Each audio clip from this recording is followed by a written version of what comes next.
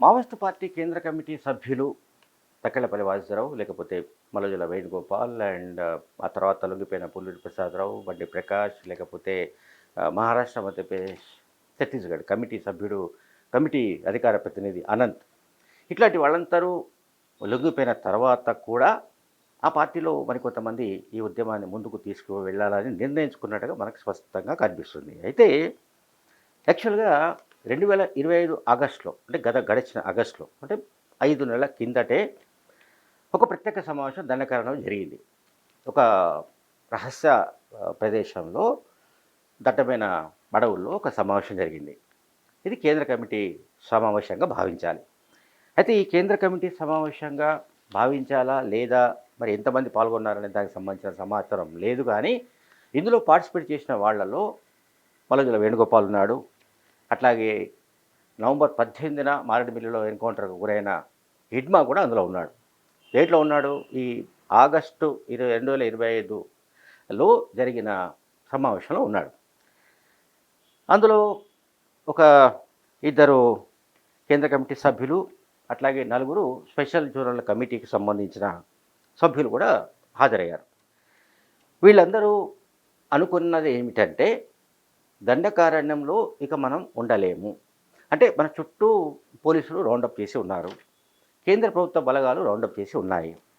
కనుక ఇప్పుడు మనం చేయవలసిన పని ఏంటంటే, ఒక 3 బృందాలుగా మనం విడిపోవాలి.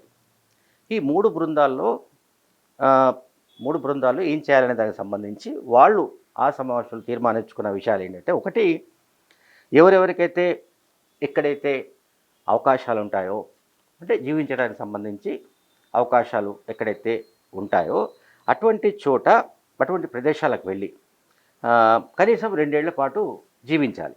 ఒకటి అంటే ఒక బృందం అట్లా వెళ్ళాలి. ఇంకా రెండో బృందం పొరుగు రాష్ట్రాలకు వెళ్ళి అక్కడ జీవించాలి. అంటే పోలీసులకు లొంగకుండా ఈ రకమైన అరేంజ్మెంట్ చేసుకోవాలని వాళ్ళు అనుకున్నారు. తర్వాత థర్డ్ పాయింట్ ఏంటంటే, ఒక చిన్న గ్రూప్ అంటే చిన్న బృందం మాత్రం ఈ దండకారణంలోనే ఉండాలని వాళ్ళు ఆ సమావేశం నిర్ణయించుకున్నారు. ఇది ఆగస్టు నాటి మాట. అయితే ఈ ప్లాన్లో భాగంగానే మాడ్వి హిడ్మా దండకారణం నుంచి వెలుపలికి వెళ్ళి ఉండవచ్చు అన్నది ఇప్పుడు ఒక సమాచారం బయటికి వస్తుంది. అండ్ దీంట్లో ఒకటి, ఫస్ట్ అనుకున్నది ఒక గ్రూపు విడిపోయి వేరే ప్రదేశాలకు వెళ్ళి జీవించాలి. అంటే దీంట్లో అట్లా వెళ్ళిపోతున్న వాళ్ళు ప్రధానంగా వయోభారంతో ఉన్న వాళ్ళు ఎవరైతే ఉన్నారో, అంటే ఎబో 65, 70 పైన ఉన్నారో అటువంటి వాళ్ళను మనం బయటకు పంపించేయాలి. ఈవెన్ అంటే వాళ్ళు లొంగిపోయినా సరే మనం పార్టీ యాక్సెప్ట్ చేయాలనేది ఒకటి బేసిక్గా అనుకున్నారు. అట్లాగే ఎక్కడికక్కడ చిన్న చిన్న బృందాలుగా విడిపోయి, చీలిపోయి బయటకు వెళ్ళి వేరే రకంగా జీవించాలి. అంటే ఈ సాయుధ పోరాటాన్ని తాత్కాలికంగా విరమించాలనే ఆ లైన్లో వీళ్ళందరూ అప్పుడు నిర్ణయించుకున్నారు.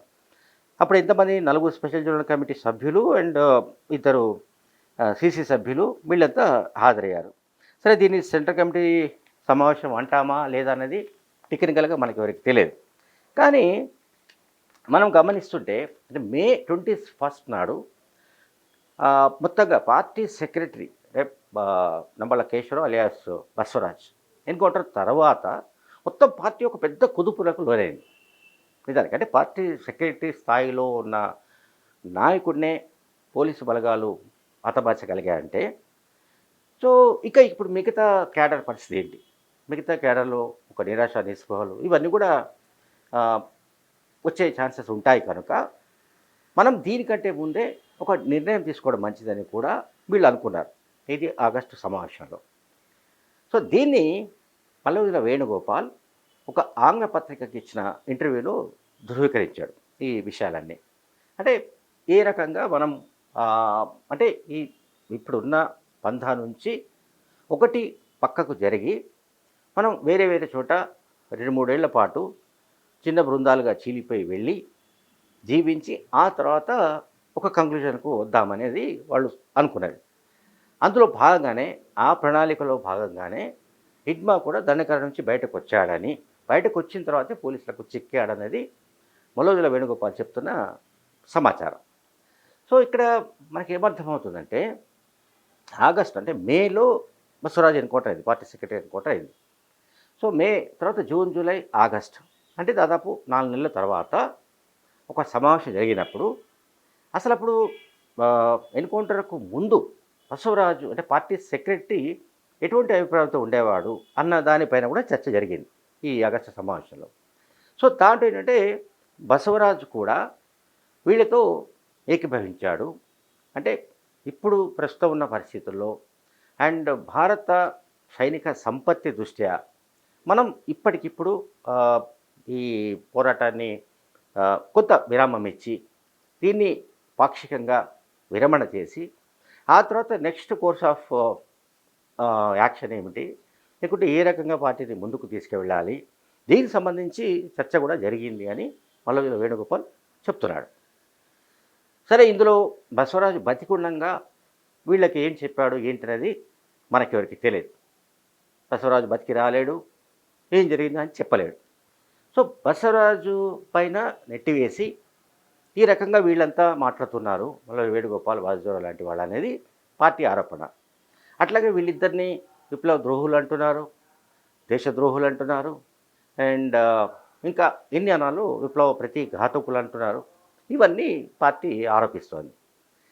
సో ఇప్పుడు ఇక్కడ మనం ఆలోచించాల్సి ఏంటంటే, ఒకవేళ ఆగస్టులో కనుక ఈ చర్చ జరిగి ఉంటే, ఆగస్టులో ఒక నిర్ణయం తీసుకుని ఉంటే, అక్టోబర్ నవంబర్ దాకా ఎందుకు వీళ్ళంతా డిలే చేసినట్లు? అంటే ఏం జరిగి ఉండాలి? అంటే చిన్న చిన్న బృందాలుగా కూడా వీళ్ళు విడిపోయి బయటకు వెళ్ళలేని పరిస్థితిలో ఉండిపోయారా? అప్పటికే మనకు తెలుసు, గడిచిన 2024 ఏప్రిల్ మే నుంచే ఉధృతంగా పోలీసుల వేట కొనసాగుతోంది. ఆపరేషన్ కగారు ఉధృతంగా జరుగుతోంది. ఇప్పటికీ మనకు అందుతున్న సమాచారం ప్రకారం ఆల్మోస్ట్ మావోయిస్టు పార్టీకి చెందిన క్యాడర్ ఎవరైతే ఉంటారో ఆల్మోస్ట్ 700 మందికి పైగా చనిపోయినట్టు మనకు ఒక సమాచారం తెలుస్తుంది. అది ఒక 100 అటు ఇటు కావచ్చు, అంటే 100, 150 అంటే 700కు పైగానే ఈ సంఖ్య ఉంది. అంటే మావోయిస్టు పార్టీ ఆ స్థాయిలో భారీగా గడిచిన ఏడాదిన్నర కాలంగా ఈ రకమైన నష్టాలను చవిచూస్తోంది. సో అందువల్ల ఈ నష్టాలకు కారణం ఎవరు, లేకపోతే ఎందుకు ఇట్లా జరుగుతుంది అనే దానికి సంబంధించి వేణుగోపాల్ ఆ ఇంటర్వ్యూలో చెప్పిన పాయింట్స్ ఏంటంటే, మేము ఆగస్టులోనే ఒక కంక్లూషన్కి వచ్చాము. సరే, మా అభిప్రాయంతో ఏకీభవించిన వాళ్ళు లొంగిపోతే బెటర్ అని అనుకున్నాము. ఇంకొంతమంది కాదు, వేరే ప్రాంతానికి వెళ్ళి అక్కడ వేరే పేర్లతో మామూలుగా జీవనాన్ని సాగించాలనేది ఇంకొక ఒపీనియన్ వచ్చింది. ఈ అభిప్రాయాలతో చర్చలు జరిగాయి.